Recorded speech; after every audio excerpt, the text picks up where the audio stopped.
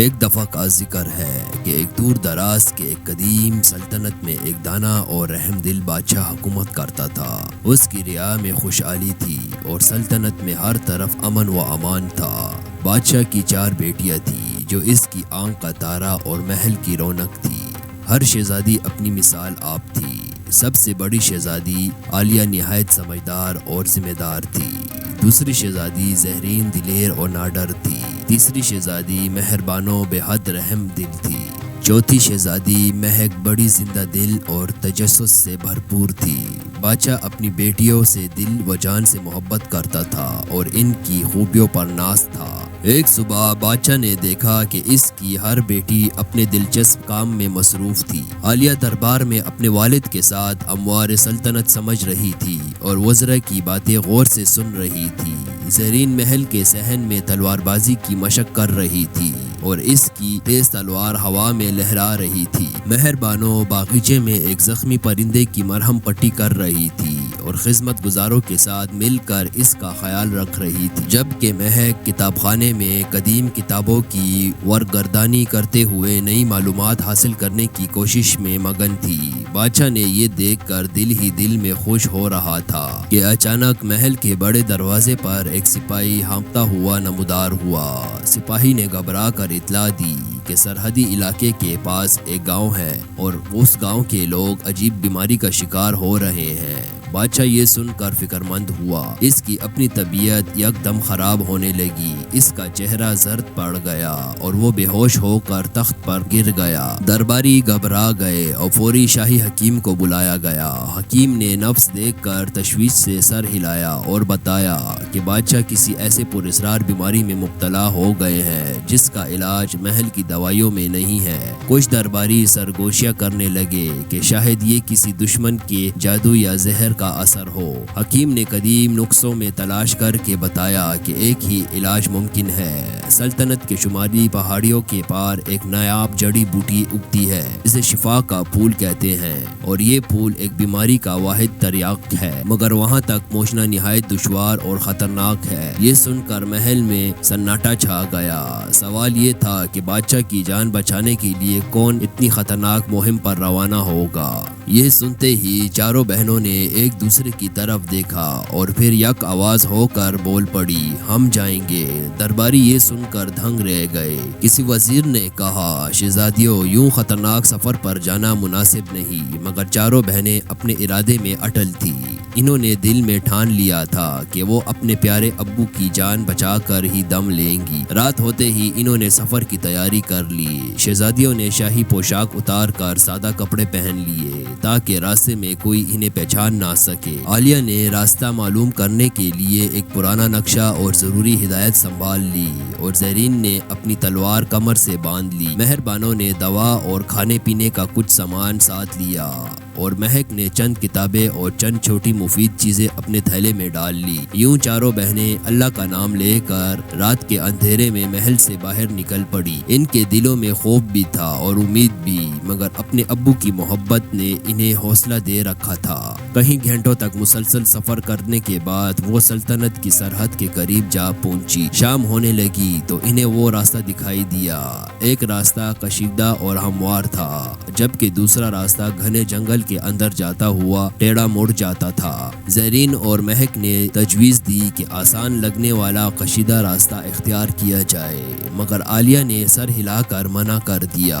اسے یاد تھا کہ بچپن میں سنی کہانیوں کے مطابق چوڑا راستہ آگے چل کر ایک دلدل کی طرف جاتا ہے۔ عالیہ نے کہا، صحیح راستہ جنگل کے راستے سے ہو کر شمال کی طرف جاتا ہے، ہمیں وہی راستہ اپنانا چاہیے۔ بہنوں نے اس کی دانائی پر بھروسہ کیا اور چاروں گھنے جنگل کی تاریخی پھٹکنڈی پر چل پڑے۔ جنگل بے حد گھنا اور پراسرار تھا۔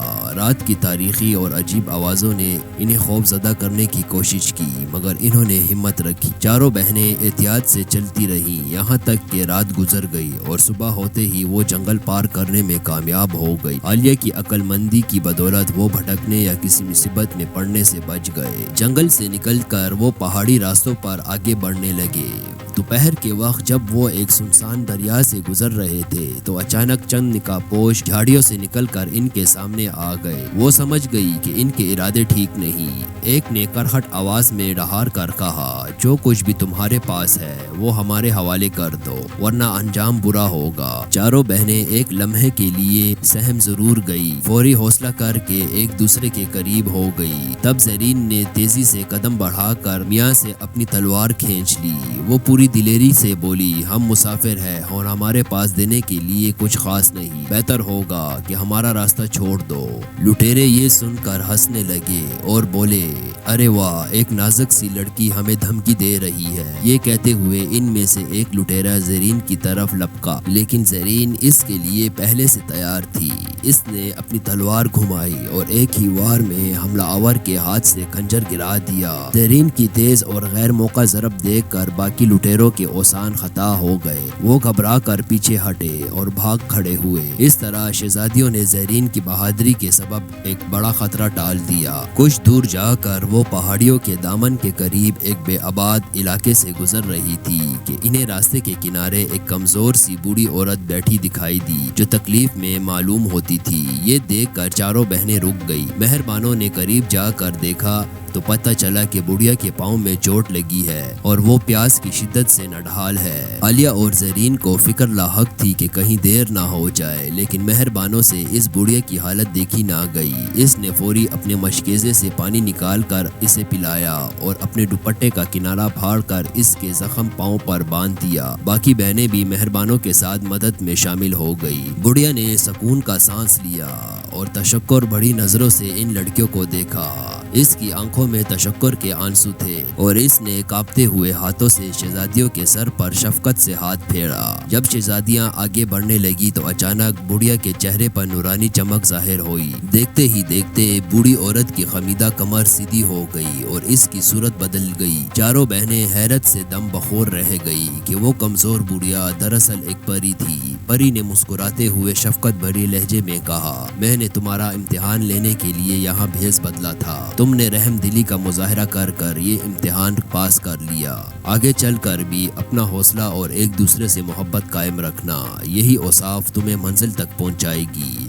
شہزادیوں نے ادب سے سر جھکا کر پری کا شکریہ ادا کیا۔ اس واقعے کے بعد ان کے حوصلے اور بلند ہو گئے اور وہ نئے عزم کے ساتھ اپنی منزل کی جانب روانہ ہوئے۔ آخر کار کہیں روز کے مشقت بھرے سفر کے بعد شہزادیاں اس پہاڑ کی چوٹی تک پہنچ گئی جہاں شفا کا پھول پایا جاتا تھا۔ چوٹی پر ایک تاریخی غار ان کا منتظر تھا۔ جیسے ہی وہ احتیاط سے غار کے اندر داخل ہونے لگے، اندر سے ایک گونجتی ہوئی آواز آئی، ٹھہرو، آگے مت بڑھو، پہلے یہ ثابت کرو کہ تم اس شفا کے پھول کو حاصل کرنے کے قابل ہو۔ یہ بتاؤ، دنیا کی سب سے بڑی طاقت کیا ہے؟ چاروں بہنیں غیر موقع سوال سن کر یک دم رک گئی۔ انہوں نے ایک دوسرے کی طرف حیرت سے دیکھا۔ پھر شہزادی عالیہ نے آگے بڑھ کر اعتماد سے جواب دیا، عقل اور دانائی دنیا کی سب سے بڑی طاقت ہے۔ غار کے اندر سے آواز آئی، عقل طاقتور ضرور ہے لیکن سب سے بڑی طاقت نہیں۔ یہ سن کر شہزادی زرین بولی،